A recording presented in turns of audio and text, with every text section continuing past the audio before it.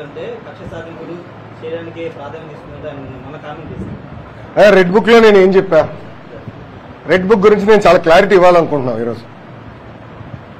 నా ప్రతి స్పీచ్ చూడండి, ఎవరైతే చట్టాలు ఉల్లంఘించి కార్యకర్తల్ని ప్రజల్ని ఇబ్బంది పెట్టారో వాళ్ళని నేను వదిలిపెట్టాను అని స్పష్టంగా హామీ ఇచ్చా. మళ్ళీ రిపీట్ చేస్తున్నా, చట్టాలు ఉల్లంఘించిన ఓకే. జోగి రమేష్ గారు అబ్బాయి ఏం చేశాడో ప్రజలు తెలుసుకోవాలి.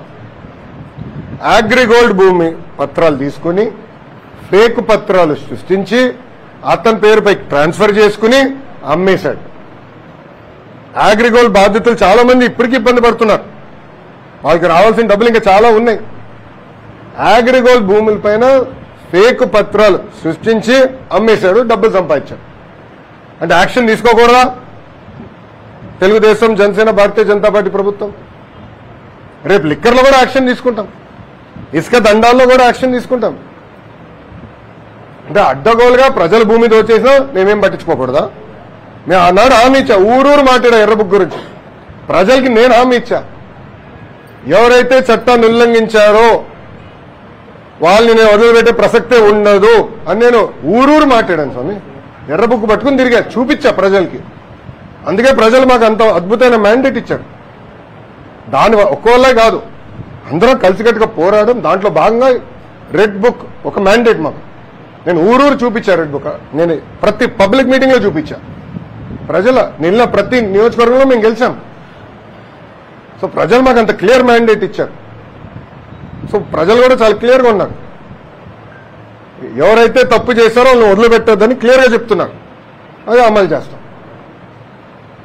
మంగళగిరి అంటేనే లక్ష్మీనారాయణ స్వామి గుడి, లక్ష్మీనారాయణ అంటే మంగళగిరి. అలాంటి గుడిలో ఉదయం పూట ఉచిత ప్రసాదం దొరకట్లేదని చెప్పి భక్తులకి ఎన్నో ఫిర్యాదులు వచ్చినాయి. అలానే మెట్ల మార్గం కానీ, పెద్ద కోనేరు కానీ ఈ పనులన్నీ అలానే ఉండిపోయినాయి. సో వాటి మీద ఏదైనా పరిశీలన చేసే అవకాశం ఉందా? మీ అందరూ తెలుసు, ఎన్నికల ముందల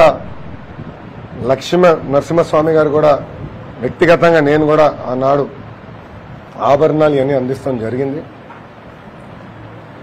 చాలా మంది నాకు వచ్చి చెప్పారు, మొత్తం గుడిని, కోనేరుని, పానకాల స్వామి కూడా మొత్తం ఆ ప్రాంతం అభివృద్ధి చేస్తే బాగుంటుందని చెప్పారు.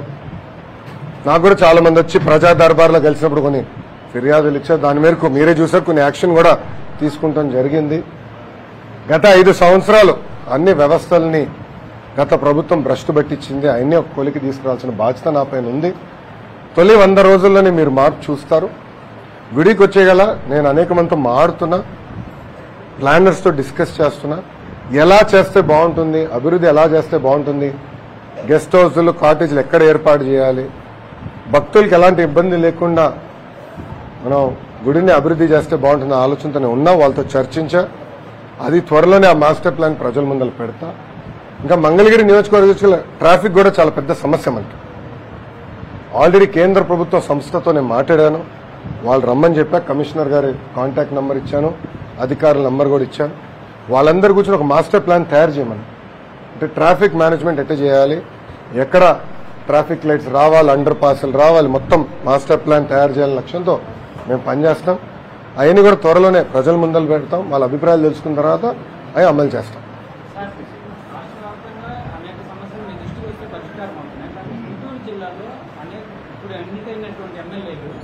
అధికారులతో చాలా సమస్యలు ఎదుర్కొంటున్నారు. మీరు జిల్లా మంత్రిగా రివ్యూ మీటింగ్ ఎప్పుడు పెట్టేటటువంటి అవకాశం ఉంది, దాంతోపాటు ఎమ్మెల్యేలతో మాట్లాడుకుంటున్నారు. ఆల్రెడీ శాసనసభ్యులందరినీ కలుస్తున్నానమ్మా. నా దృష్టికి అయితే ఆ సమస్య రాలేదు. అందరితోనే మాడుతున్నా, నా దృష్టికి అయితే రాలేదు. ఒకరిద్దరు అధికారులు ఇంకా గత ప్రభుత్వంలో ఉన్నారు. అంటే మేము ఏంటంటే కక్ష సాధింపు భాగంగా ఏదో ఆలోచన ఏదో మాకు లేదు. అందరినీ తీసేయాలన్న ఆలోచనలు మేము లేము. ఎవరైతే పని చేయగలుగుతారో, ఎవరైతే బాగా పనిచేశారు గతంలో, వాళ్ళని ప్రోత్సహించాల్సిన బాధ్యత మా పైన ఉంది. ఎవరైతే చట్టాన్ని ఉల్లంఘించి మమ్మల్ని ఇబ్బంది పెట్టారో వాళ్ళు మేము వదిలిపెట్టే పరిస్థితి ఉండదు. అది క్లారిటీగా ఉన్నాను. సో తప్పనిసరి ఇన్ఛార్జ్ మంత్రులు కేబినెట్లో నిర్ణయించి వేస్తారు. దాన్ని బట్టి ఇన్ఛార్జ్ మంత్రి గారు అందరితో కూర్చుని లోకల్గా ఉన్న సమస్యలు పరిష్కరిస్తారు. ఎమ్మెల్సీ ఎన్నిక మీరు దూరంగా ఉన్నారు, పోటీ పెట్టుకోకుండా, కానీ ఆ పార్టీ వాళ్ళు మాత్రం ఓడిపోతాను భయంతోనే వాళ్ళు కట్టాలన్న సామెత. 164 శాసనసభ్యులు గెలిచిన తర్వాత ఇది ఎన్డీఏ కూటమి గెలిచిన తర్వాత కూడా వైకాపాకి బుద్ధి రాదు. చంద్రబాబు నాయుడు గారు చాలా స్పష్టంగా నో హార్స్ ట్రేడింగ్, వాళ్ళ పార్టీ వాళ్ళని తీసుకునేదానికి లేదు. ఎవరైనా వచ్చి కూటమిలో చేరాలనుకుంటే రాజీనామా చేసి రావాల్సిందే అని చాలా స్పష్టంగా చెప్పారు. గతంలో మనం చూసాం లోకల్ బాడీ ఎన్నికలు ఎట జరిగినా తెలుగుదేశం, జనసేన, భారతీయ జనతా పార్టీ కార్యకర్తల్ని ఇంట్లో కట్టేసి హౌస్ అరెస్టులు చేసి బయటికి రానికుండా అనేక ఇబ్బందులు పెడతాం జరిగింది. అడ్డగోలుగా రిగ్గింగ్ చేసి గెలుస్తాం జరిగింది. దాంట్లో భాగంగా వాళ్ళకి సూపర్ మెజారిటీ ఉంది. సో చంద్రబాబు నాయుడు గారితో మేము అందరం చర్చించినప్పుడు, పార్టీలో చర్చించినప్పుడు చాలా స్పష్టంగా నో హార్స్ ట్రేడ్. నాకు ఒక ఎమ్మెల్సీ ముఖ్యం కాదు, చాలా క్లియర్గా ఉన్నాను. ఏమన్నా పార్టీలో చేరాలంటే రాజీనామా చేసి రమ్మని చెప్పండి, అప్పుడే మనం ఏమైనా చేద్దాం తప్ప లేదంటే ఏదో ఒక ఎమ్మెల్సీ గెలిచేదానికి వాళ్ళని తీసుకుంటే కరెక్ట్ కానే కాదు చాలా స్పష్టంగా చెప్పారు. వైసీపీ అఫీషియల్గా పార్టీకి సంబంధించినటువంటి వెబ్సైట్లు పెట్టారు. అన్నా క్యాంటీన్లు పైసా వసూలు క్యాంటీన్లుగా మారుతున్నాయి, ప్రజలు డబ్బులతో పెడతామని, ఇప్పుడు క్రెడిట్ మాత్రమే కావాలని టీడీపీ క్రెడిట్ చేసుకుంటుంది, డబ్బులు వసూలు చేస్తున్నాను విధంగా వెబ్సైట్లో డైరెక్ట్ చెప్పే కదా ఫేకు జగన్ అని. ఇప్పుడు అర్థమైంది కదా, ఫేకు జగన్ అంటే అదే కదా. 5 రూపాయలు అన్న క్యాంటీన్, 5 రూపాయలకు భోజనం పెడతానని మేము హామీ ఇచ్చాం, అది అమలు చేశాం. అసలు అన్న క్యాంటీన్ గురించి మాట్లాడే హక్కు వాళ్ళకి ఎక్కడి నుంచి వచ్చింది? సూటిగా ప్రశ్నిస్తున్నా. ఆ ఫేకు జగన్ ని నేను సూటిగా ప్రశ్నిస్తున్నా. అన్న క్యాంటీన్ గురించి మాట్లాడే హక్కు నీకు ఎవరిచ్చారు? అన్న క్యాంటీన్ మూసేసింది మీరు, మళ్ళీ మీకు మాట్లాడే హక్కు ఎవరిచ్చారు? ఇంకోటి అడుగుతున్నా, దాతలు రమ్మంటున్నా, తప్ప అది? అకౌంట్ ఇచ్చా, అది ఏ account? Government of Andhra Pradesh account. ఎందుకంత భయపడుతున్నారు? అంటే వాళ్ళలాగా లిక్కర్లో సొంత అకౌంట్లు మేము ఎప్పుడు పెట్టుకోం స్వామి, వాళ్ళలాగా ఇసుకలో మేము సొంత అకౌంట్లు మేము పెట్టుకోం. ఏ వచ్చినా ప్రభుత్వానికి ఇస్తాం, ప్రభుత్వం నడుస్తూ ఉంటుంది. అన్న క్యాంటీన్ ఒక వ్యవస్థగా ఏర్పాటు చేయాలి, శాశ్వతంగా నడవాలనే ఆలోచనతో మేము ఉన్నాం. దాతలు ముందరకు వస్తారు, దాతలు ఆదుకుంటారు, ఒక నిధి ఏర్పాటు చేస్తాం. ఆ నిధి నుంచి వచ్చే ఇంట్రెస్ట్ కానీ అన్ని ఖర్చు పెట్టి అన్న క్యాంటీన్లు అద్భుతంగా నడిపిస్తుంది తెలుగుదేశం, జనసేన, భారతీయ జనతా పార్టీ ప్రభుత్వం. ఏంటమ్మా ముందల ఏ రంగు ఉండేదన్నా? ప్రజలకు అదే హామీ ఇచ్చాం, మూసేసిన అన్న క్యాంటీన్ తిరిగి ప్రారంభిస్తామని చెప్పాం. గతంలో ఏ డిజైన్ ఉందో అదే డిజైన్ అమలు చేస్తాం. No questions, all answer. ఇంకా డౌట్స్ లేవు కదా?